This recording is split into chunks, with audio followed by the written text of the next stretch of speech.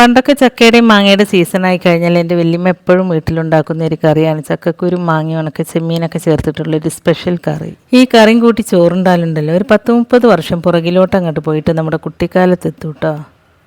അപ്പോൾ ഈ ഒരു കറി ഉണ്ടാക്കാനായിട്ട് ചക്കക്കുരു തൊലിയൊക്കെ കളഞ്ഞിട്ട് നന്നായി കഴുകി വൃത്തിയാക്കിയതിന് ശേഷം ആവശ്യത്തിന് വെള്ളവും ഒഴിച്ചിട്ട് നന്നായിട്ടൊന്ന് വേവിച്ചെടുക്കുക. ചക്കക്കുരു വെന്തതിന് ശേഷം പിന്നെ ഇതിലേക്ക് വേണ്ടത് പച്ചമാങ്ങയാണ്. മാങ്ങ തൊലിയൊക്കെ കളഞ്ഞതിന് ശേഷം ഇതുപോലെ കട്ട് ചെയ്തെടുത്തിട്ട് ചക്കക്കുരുവിലേക്ക് ചേർത്ത് കൊടുക്കുക. ഞാനിതിലേക്ക് ഒരു മാങ്ങയാണ് ചേർത്ത് കൊടുക്കുന്നത്. അപ്പോൾ നിങ്ങളെടുക്കുന്ന മാങ്ങയുടെ പുളി നോക്കിയിട്ട് അതിനനുസരിച്ച് ചേർത്ത് കൊടുക്കുക കേട്ടോ. ഒപ്പം ഞാനിതിലേക്ക് പച്ചമുളകും തക്കാളിയും കൂടി ചേർത്ത് കൊടുക്കുന്നുണ്ട്.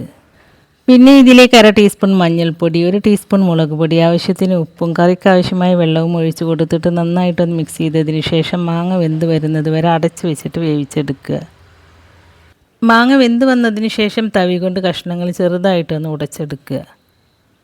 ഈ ഒരു കറി ഇതുപോലെ തന്നെ വെളിച്ചെണ്ണയിൽ കടുകും കറിവേപ്പിലയും താളിച്ചൊഴിച്ച് കഴിക്കാനും നല്ല ടേസ്റ്റാണ് കേട്ടോ. പക്ഷേ എനിക്കിഷ്ടം എൻ്റെ വല്യമ്മക്ക് ചെയ്യുന്നത് പോലെ ഉണക്കച്ചെമ്മീനും കൂടി ചേർത്തിട്ട് കഴിക്കാനാണ് കേട്ടോ. അപ്പോൾ അതിന് വേണ്ടിയിട്ട് ഞാനിവിടെ ഒരു പിടി ഉണക്കച്ചെമ്മീൻ എടുത്തിട്ടുണ്ട് കേട്ടോ. ഇത് നല്ലതുപോലെ കഴുകിയെടുത്തതിന് ശേഷം ഒരു പാനിലിട്ടിട്ട് വറുത്തെടുക്കുക.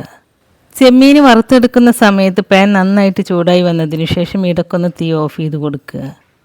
എന്നിട്ട് ചൂടാറിയതിന് ശേഷം വീണ്ടും ഫ്ലെയിം ഓണാക്കിയിട്ട് വീണ്ടും വറുത്തെടുക്കുകയാണെങ്കിൽ ചെമ്മീൻ പെട്ടെന്ന് തന്നെ ക്രിസ്പിയായി കിട്ടും കേട്ടോ. നല്ലതുപോലെ വറുത്തെടുത്ത ഉണക്കച്ചെമ്മീൻ അതിൻ്റെ ചൂടൊക്കെ ആറിയതിന് ശേഷം ചെറിയ തരിയായിട്ടൊന്ന് പൊടിച്ചെടുക്കുക.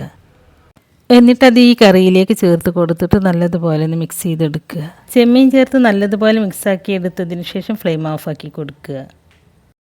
എന്നിട്ടൊരു പാൻ അടുപ്പത്ത് വെച്ചിട്ട് അതിലേക്ക് 1 ടേബിൾ സ്പൂൺ വെളിച്ചെണ്ണ ഒഴിച്ച് കൊടുക്കുക.